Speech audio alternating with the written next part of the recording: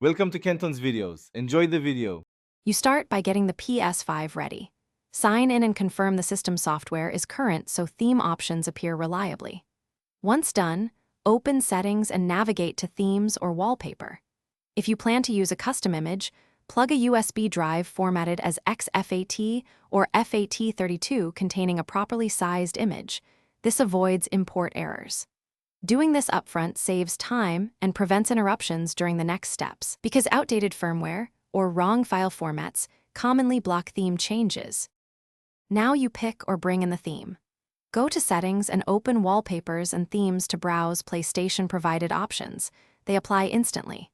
To import, open Media Gallery or access the USB device, select your image, and choose Set as Wallpaper. Make sure to crop or pick a 16:9 image like 1920 x 1080 so it fits neatly. If you choose animated or dynamic themes, be aware they may slightly increase load times. Test and change back if you prefer snappier menus. Finish by applying and fine-tuning the theme.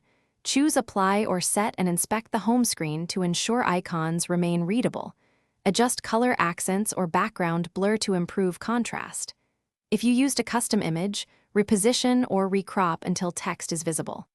If the theme won't apply, reboot the Ps5 first. If that fails, reformat the USB to XFAT and re-add the image, or simply re-download the theme from the PlayStation Store. These steps fix most import and display problems. Thanks for watching. Consider subscribing if we helped you.